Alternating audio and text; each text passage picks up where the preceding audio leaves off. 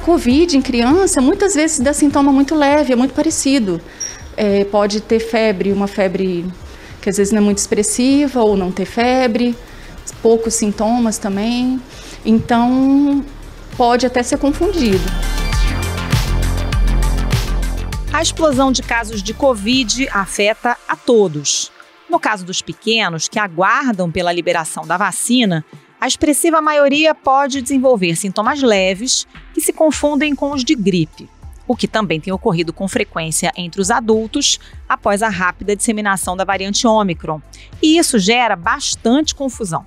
E nós sabemos que os sintomas parecidos de Covid, gripe, influenza estão dificultando o diagnóstico dos casos nas unidades de saúde.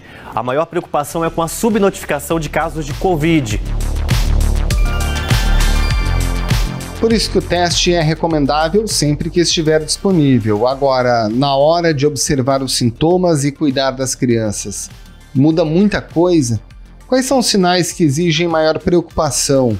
E mais, o que esperar das reações leves que podem ocorrer com o início da vacinação de crianças entre 5 e 11 anos, que está prevista para começar na semana que vem? Chegou agora há pouco ao Brasil a primeira remessa de doses da vacina contra a Covid para crianças de 5 a 11 anos. As doses chegaram ao aeroporto de Viracopos e serão levadas para o centro de distribuição do Ministério da Saúde em Guarulhos.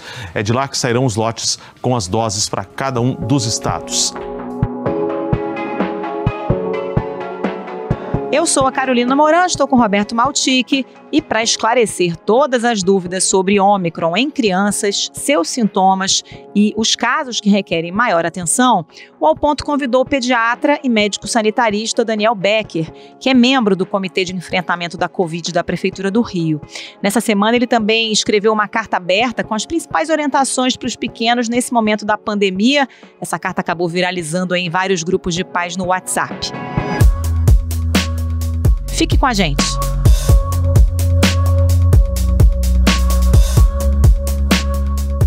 Doutor Daniel Becker, o senhor escreveu uma carta aberta aos pais dos pacientes, né, que circulou muito em grupos de WhatsApp, sobretudo aqui no Rio de Janeiro, com algumas recomendações. Para a gente começar essa conversa, por que o senhor decidiu escrever essa carta dessa forma? O que o senhor está percebendo no consultório? Os pais estão procurando muito preocupados, muitos casos positivos. Qual é a sensação que o senhor tem no consultório? O que estava acontecendo é que eu estava recebendo centenas de demandas por dia, inclusive, literalmente. Chegou a mais de 100, 110 mensagens em um dia só, de diferentes famílias.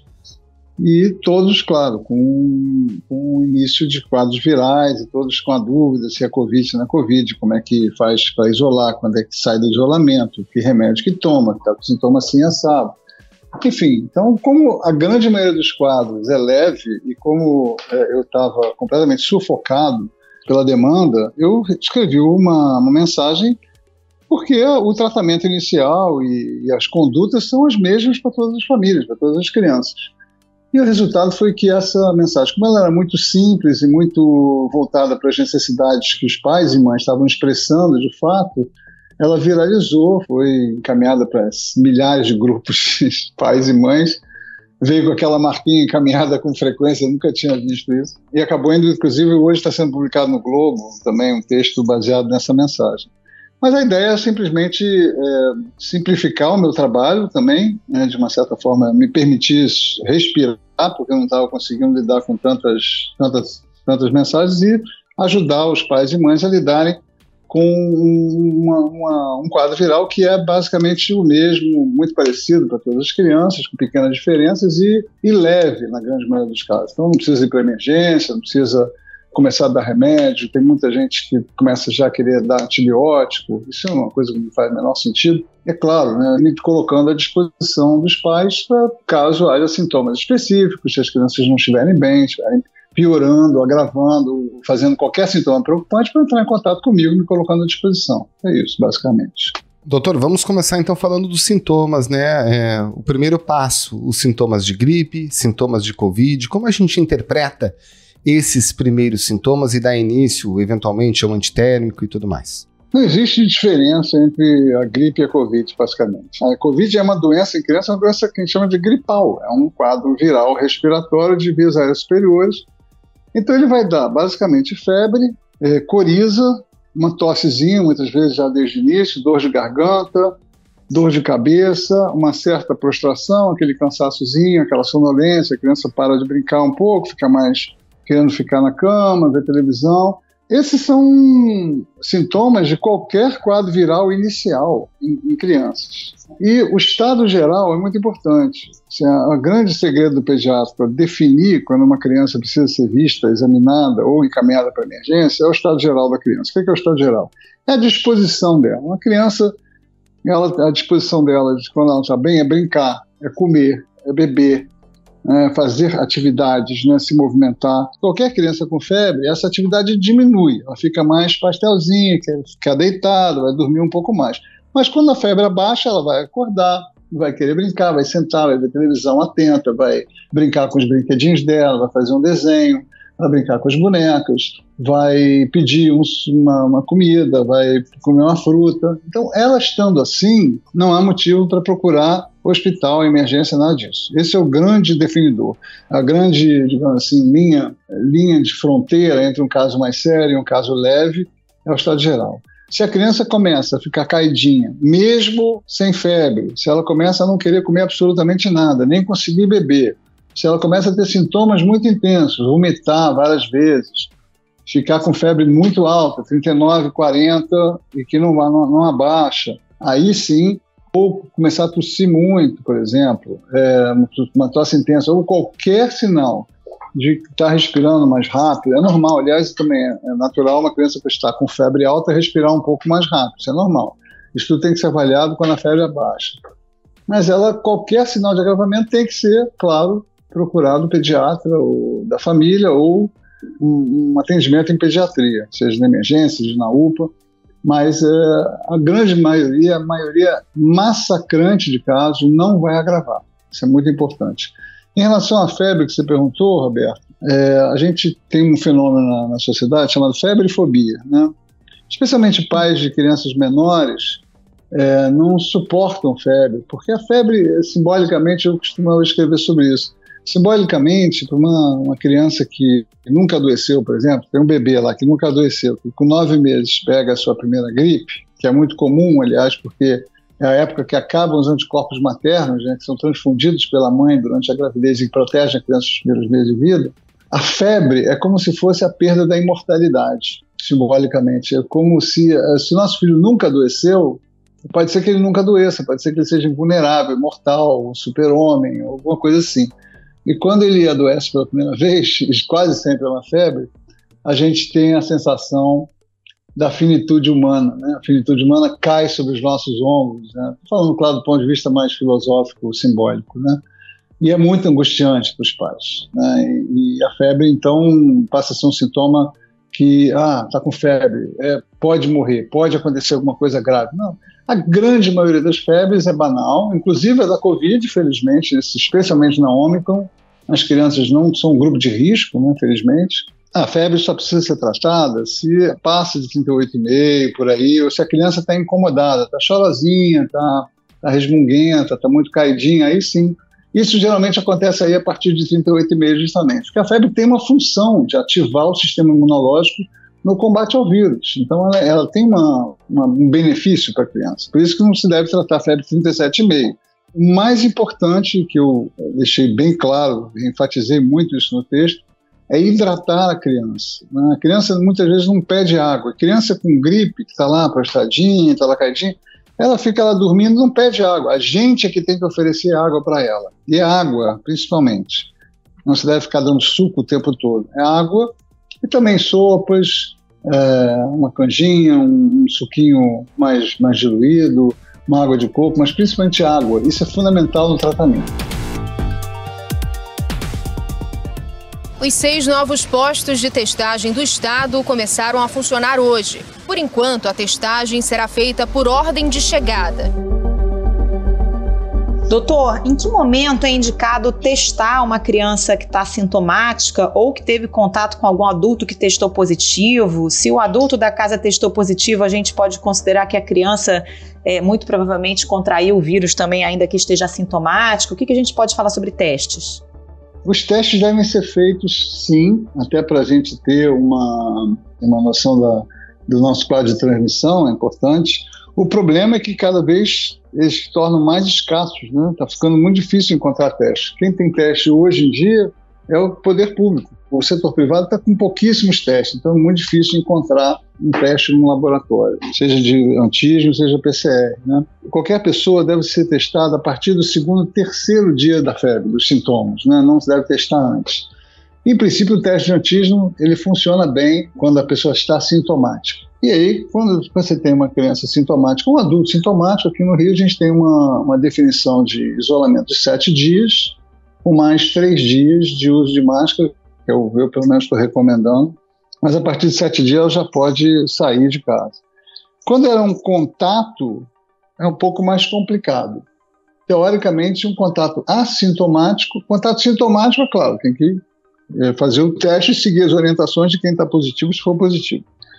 Quando é um contato assintomático, o teste deve ser feito a partir do 5º, 6º dia, eu faria no 7º dia, e se a criança está negativa, libera a criança também com recomendação do uso de máscara. Quando é positivo, ela vai entrar de novo, vai entrar lá no mesmo protocolo dos positivos, claro.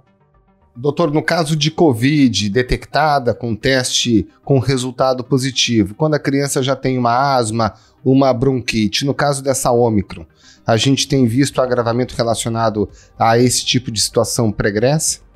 A asma não é uma doença que gera preocupação, gera um aumento de risco, a não ser uma asma mais grave. Uma asma leve, que é a grande maioria dos casos, crianças que têm lá uma crise de 6 em 6 meses, por exemplo, que não precisa nem faltar à escola, que não precisa hospitalizar ou ir para emergência, que pode ter tratado em casa, essa asma geralmente não traz nenhum risco de agravamento maior do que qualquer outra criança. Então, não há motivo para preocupação. Se é uma criança que tem medicação constante, claro, esse o pediatra tem que estar a par e vai fazer uma observação mais próxima dessa criança. Muitas vezes ela começa a ter sintomas respiratórios não pela Covid, mas pela asma. Então, é importante a gente estar, claro, muito atento. Vacinação do público infantil contra a Covid ainda não começou, mas a região já se prepara para a aplicação. Em Mogi das Cruzes, a previsão é que os primeiros lotes cheguem na segunda quinzena de janeiro. E hoje teve orientação para quem vai trabalhar na vacinação. Doutor Daniel, vamos passar para a vacina, então. O protocolo de vacinação de crianças está tendo início, finalmente, depois desse atraso provocado pelo próprio governo federal e pelo Ministério da Saúde. Já tem calendários definidos, vacinação começando na segunda-feira e, naturalmente, as crianças também sofrem efeitos adversos bem leves relacionados à vacinação. Como é que a gente faz essa distinção para as pessoas ficarem tranquilas? Infelizmente, inclusive, muito provavelmente esse calendário vai atrasar, porque o Ministério da Saúde vai demorar mais para entregar o número de vacinas prometido, infelizmente. Mas, enfim, vamos começar certamente aí na semana que vem, né? A grande maioria dos casos de efeitos colaterais são os efeitos de qualquer outra vacina, inclusive. Uma febrícula, uma dorzinha no braço, uma criança que fica um pouquinho mais cansada, etc., né? Aliás, isso é uma coisa importante. Se você tem a suspeita de que a criança está com alguma virose, é melhor não vacinar. Tá? Teria que esperar, fazer teste. Se for positivo, é bom esperar um mês para dar a vacina. Não é bom fazer a vacina em cima de um quadro de suspeita de virose, porque qualquer virose pode ser Covid hoje em dia, né? Seria o mais provável, e não é bom a gente vacinar uma pessoa que está com a doença. Então, atenção para isso. Agora, esses efeitos colaterais são combatidos com também, fica em casa, descansa, toma líquido, se tiver a febre um pouco mais alta, toma um antitérmico, que também vai funcionar para aliviar a dor no braço, e só isso, a grande maioria dos casos é isso. Os sintomas um pouco mais sérios, às vezes são vômitos, e uma certa prostração mais intensa, mas 95%, 99% dos casos não passa disso. Toda essa história de miocardite é um efeito extremamente raro, é muito mais raro, inclusive, em crianças da cidade que vão ser vacinadas do que em adolescentes. Aqui no Brasil, a gente não teve notícia de casos desse tipo. Nos Estados Unidos, foram 11 casos em 9 milhões de doses, você vê, praticamente um caso por milhão. e o presidente fica dizendo que são 300 casos, é um mentiroso, quanto mais, é um criminoso, um sujeito que fez todo possível para mentir compulsivamente, para atrasar todo tipo de vacinação, não só de crianças, né? Enfim, tem jogado a favor do vírus o tempo todo e principalmente tem levantado desconfiança e terrorismo, tem feito terrorismo para os pais de crianças, terrorismo sistemático. Não sei quantas lives diárias, entrevistas diárias dele, do ministro, toda essa audiência pública também criminosa, totalmente desnecessária para tomar decisões, como se as decisões fossem para ser tomadas pela população. Decisão sobre vacina, isso é uma decisão científica, deve ser tomada por técnicos, por experts, não pela população. Ninguém consulta a população para saber se um remédio X ou Y deve ser liberado, se uma estrada vai ser construída num determinado lugar ou no outro, se o prédio tem que ter 25 ou 30 andares. Não faz o menor sentido isso. Isso foi para postergar e para levantar suspeitas e para sabotar a nossa vacinação das crianças, né? E tem conseguido com muita efetividade, né? As pessoas estão preocupadas, né? E eu posso dizer, é uma vacina segura, causa efeitos colaterais raríssimos, e é uma vacina muito efetiva. Então, é importante a gente vacinar na data. Você vai no posto de saúde, na data que o seu filho tiver direito à vacinação, e bora vacinar essas crianças para elas terem mais segurança. E vale lembrar, né, doutor, gente que está com medo de dar a vacina da Covid, mas tomou todas as vacinas quando era criança, vacinou seus filhos, várias vacinas são assim, né, com doses de reforço, primeira, segunda, dose de reforço, basta pegar qualquer caderneta de vacinação de uma criança ali de 2 anos de idade que a gente vê que tem várias vacinas, todo mês a criança toma até mais de uma e ninguém nunca questionou, né, a existência de doses de reforço, a segurança e tudo mais. Tem dias que a criança toma 8 vacinas ao mesmo tempo, 8 doenças injetadas na criança ao mesmo tempo. É impressionante. E faz isso 4 vezes, 5 vezes no primeiro ano de vida, ano e meio de vida. A pentavalente protege contra tétano, coqueluche, difteria, hepatite e também uma bactéria que ataca o sistema respiratório. Não há por que temer esta vacina específica. Ela foi desenvolvida com muita tecnologia, uma tecnologia testada, com consenso científico de que ela está sendo efetiva e segura. São bilhões e bilhões de doses, são mais de 10 bilhões, se não me engano, de doses já distribuídas pelo mundo, com segurança e com excelente resultado em termos de redução do agravamento e redução das mortes, que é o que a gente quer, né? Também tem esse argumento, a vacina não reduz a transmissão, para que você vai dar para a criança?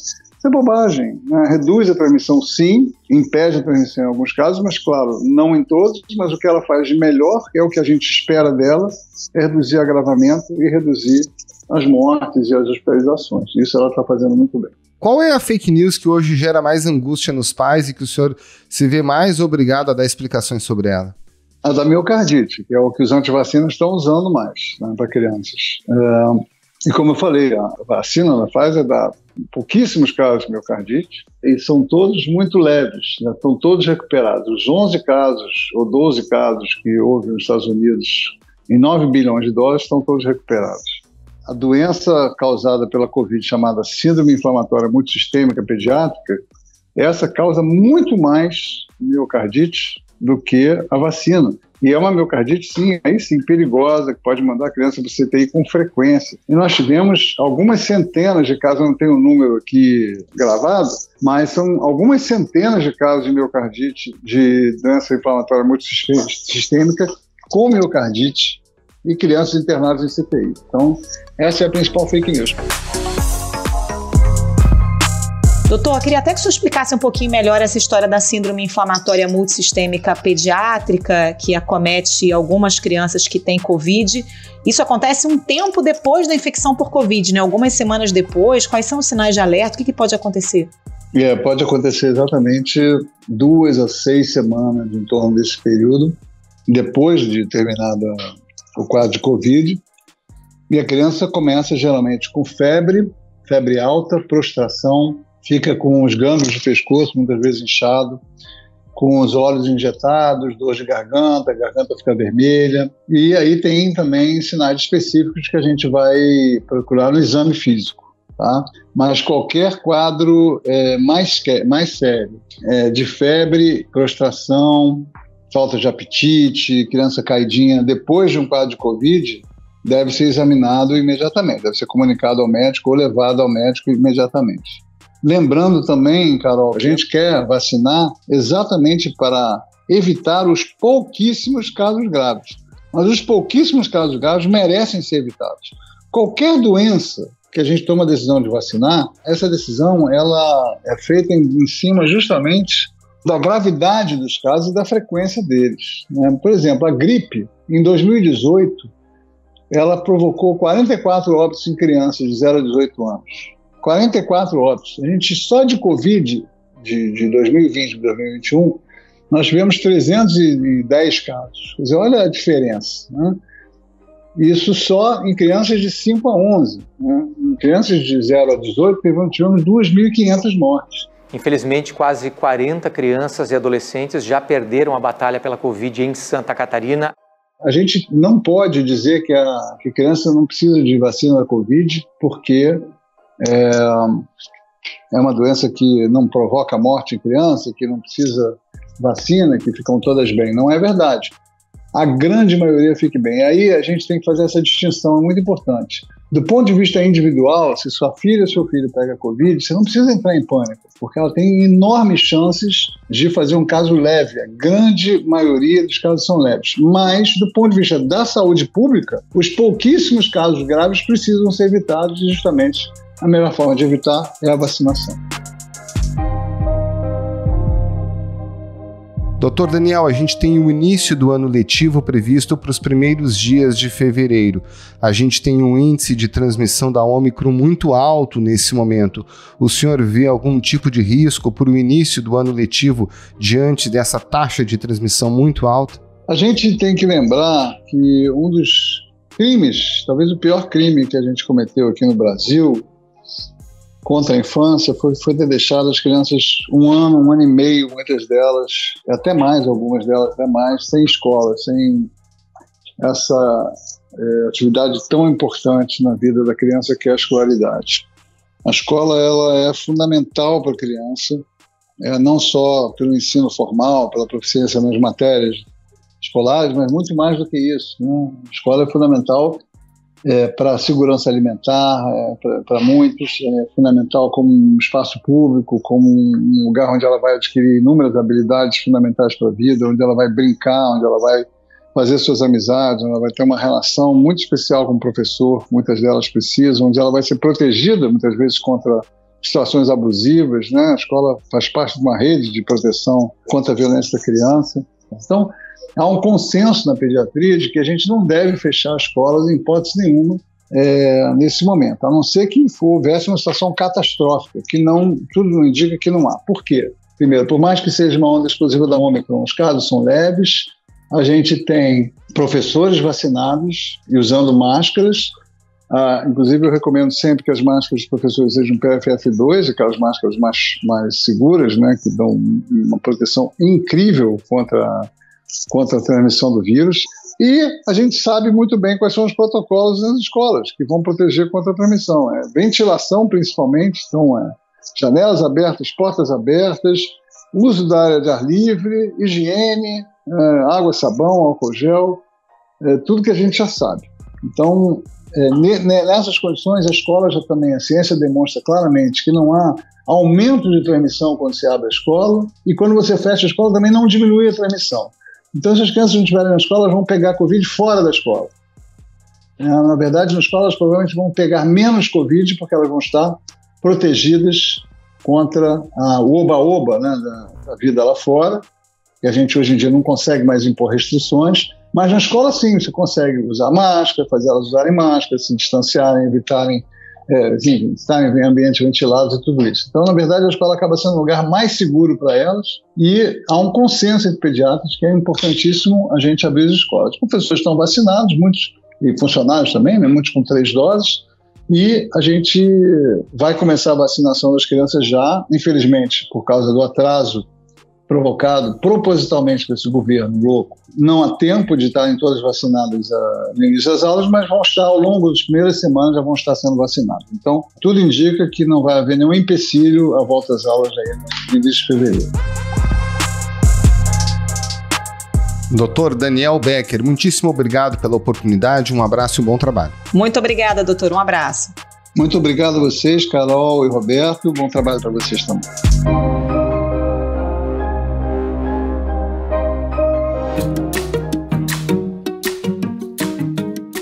Esse foi o Ponto de hoje, o podcast diário da redação do Globo. Nessa conversa a gente conta com a participação de toda a equipe do jornal, as mesmas pessoas que levam até você informação e análise de qualidade todos os dias. Quer saber mais? Assine o Globo. Acesse assineoglobo.com.br e confira todas as notícias e reportagens especiais. A produção foi do Pedro Araújo e a edição é do João Guilherme Lacerda. Tchau. Até mais.